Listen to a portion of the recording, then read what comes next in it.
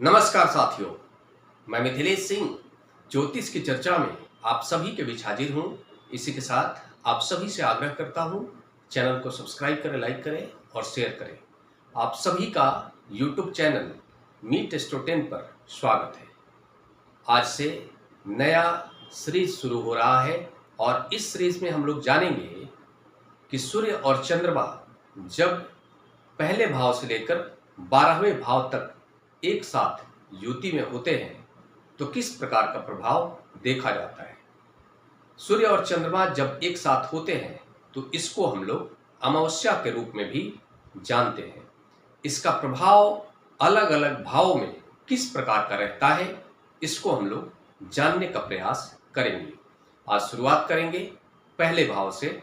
जब लग्न भाव में सूर्य और चंद्रमा विराजमान होंगे तो किस प्रकार का प्रभाव होगा, और यह जो प्रभाव होगा सामान्य प्रभाव के तौर पर बताया जाएगा। अलग अलग लग्नों में इसका प्रभाव बदलता है, वो आपको आगे जानने को मिलेगा। अभी हम लोग फिलहाल पहले भाव से लेकर लग्न 12वें भाव तक जान पाएंगे कि किस प्रकार का प्रभाव देखा जाता है। आज हम लोग जानेंगे कि पहले भाव में जब सूर्य और चंद्रमा एक साथ युति में होते हैं तो किस प्रकार का प्रभाव होता है। आप सभी के सामने ये लग्न चार्ट का प्रारूप है और सभी के लग्न चार्ट में 12 खाने होते हैं। इस भाव को लग्न भाव कहते हैं, पहला भाव कहते हैं। यहां पर अगर हम लोग इसको मान लेते हैं, काल पुरुष की कुंडली आप सभी जानते हैं, काल पुरुष की कुंडली और मेष लग्न की कुंडली एक ही होती है, तो इसको हम लोग काल पुरुष की कुंडली बना लेते हैं। पहला 4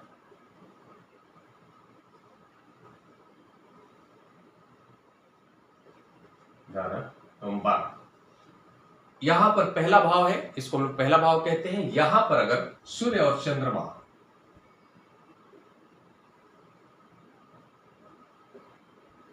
एक साथ युति में है तो किस प्रकार का प्रभाव होगा, इसको जानेंगे। सामान्य तौर पर जब भी सूर्य लग्न भाव में होंगे, ऐसा जो जातक होगा आत्मविश्वास वाला होता है, बहुत अच्छा प्रखर वक्ता होता है। ऐसा जो जातक होता है उसे एडमिनिस्ट्रेशन पसंद होता है, नेतृत्व करने की क्षमता उसके पर्सनालिटी में आ जाता है। ऐसा जो जातक होता है राजनीति में रुचि रखने वाला होता है। ऐसा जातक हमेशा ही अपना किसी भी एडमिनिस्ट्रेशन पर, हमें कहेंगे कि किसी भी विभाग पर उसे नियंत्रण करना अच्छा लगता है। ऐसा जो जातक होता है लीडरशिप क्वालिटी वाला होता है, वो दूसरे को फॉलो करना उसे पसंद नहीं होता है। उसके चेहरे पर एक विशेष प्रकाश आ जाता है, आत्मविश्वास तो होता ही है, हाँ थोड़ा सा गुस्से की प्रवृत्ति भी उसके व्यक्तित्व में आता है। ऐसा जो जातक होता है थोड़ा सा ईगो वाला भी हो जाता है। साथ में हम यह भी कहेंगे कि ऐसा जातक समाज में मान सम्मान भी पाता है और समाज के लोग उसे स्वतः ही अपना लीडर स्वीकार कर लेते हैं, इस प्रकार के संयोग के साथ। ये सूर्य का लग्न भाव में होने के कारण प्रभाव देखा जाता है।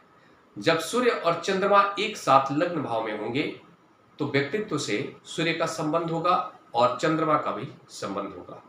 सूर्य और चंद्रमा जब लग्न भाव में होंगे, इसको हम लोग अमावस्या के रूप में भी जानते हैं। इसका प्रभाव क्या होता है इसको समझते हैं।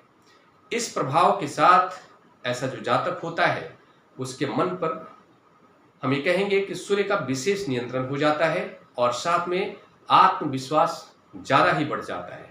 यह तो होता ही है, लेकिन इसके साथ ही चंद्रमा पीड़ित हो जाता है। ऐसा जातक चाहे वो किसी भी प्रकार का उपलब्धि पाले, दुनिया के नज़रों में वो चाहे एक सफल इंसान हो, लेकिन वो खुद से कभी कभार अपने आप को असंतुष्ट महसूस करता है, पीड़ित महसूस करता है, थोड़ा सा हम ये भी कहेंगे कि असहज महसूस करता है। उसे अचानक से कभी ऐसा होगा कि उसका मन नहीं लग रहा है, इस प्रकार की स्थिति देखी जाती है। ऐसा जातक हम यह भी कहेंगे कि जनता के ऊपर अपना कभी कभी पावर के प्रभाव से नियंत्रण बनाकर रखने का प्रयास करता है। सूर्य और चंद्रमा जब लग्न भाव में आ जाते हैं, ऐसा जो जातक होता है राजनीति में बड़ी उपलब्धि भी पाने वाला होता है। जनता पर उसका विशेष प्रभाव देखा जाता है।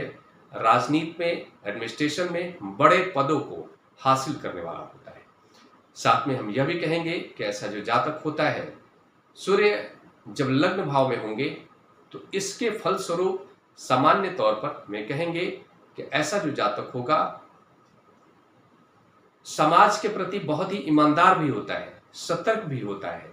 मतलब कहीं पर भी अगर अन्याय होगा तो उसे कह दिया जाए कि आप चुपचाप शांति से रहिए, ऐसा नहीं करने वाला होता है। वो उसके खिलाफ आवाज उठाने वाला होता है। यह सब कुछ प्रभाव जब लग्न भाव में सूर्य और चंद्रमा एक साथ होंगे तो इस प्रकार की स्थिति देखी जाती है। और इसके साथ ही यह भी देखा जाता है कि सूर्य और चंद्रमा जब लग्न भाव में होंगे, ऐसा जातक अपनी माता के ऊपर विशेष नियंत्रण भी रखता है। माता उनकी बात को मानने वाली होती है। और साथ में इस योग के साथ में कभी कभार ऐसा भी देखा जाता है कि ऐसा जातक अपने माता के सुख से वंचित होता है। माता के स्वास्थ्य पर भी इसका नकारात्मक प्रभाव देखा जाता है। और साथ में यह भी देखा जाएगा, सूर्य और चंद्रमा जब एक साथ होंगे, ऐसा जातक बहुत ज्यादा गुस्से वाला और तुरंत से शांत हो जाने वाला इस प्रकार की प्रवृत्ति भी उसके व्यक्तित्व में देखा जाता है। कभी कभी बहुत ज्यादा उग्र, कभी कभी बहुत ज्यादा भावुक, यह भी उसके पर्सनालिटी में आ जाता है। हाँ, सूर्य और चंद्रमा जब एक साथ होते हैं लग्न भाव में तो यह जरूर है कि उसका जो सप्तम भाव होता है वो थोड़ा नकारात्मक रूप से प्रभावित हो जाता है।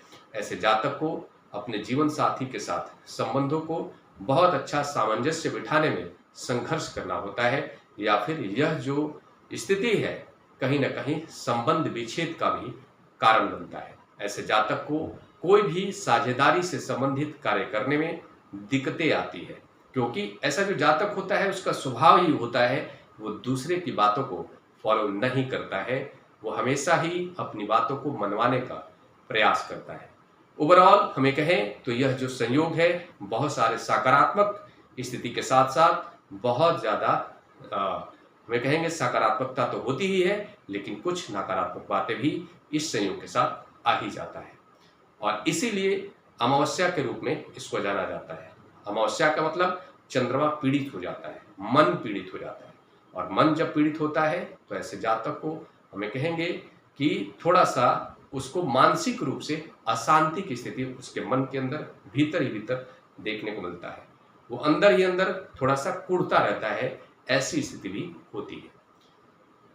यह हम लोग आज एक सामान्य प्रभाव के तौर पर जाने कि जब लग्न भाव में सूर्य और चंद्रमा विराजमान होंगे तो किस प्रकार का प्रभाव देखा जाता है।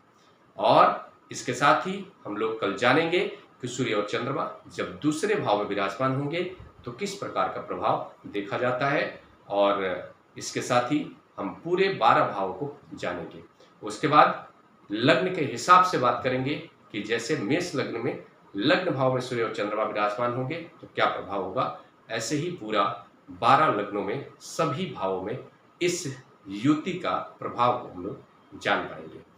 इसी के साथ आप सभी से आग्रह करता हूं कि चैनल को लाइक, शेयर और सब्सक्राइब जरूर करें। अगले विषय पर चर्चा के लिए आप सभी के बीच मिलूंगा।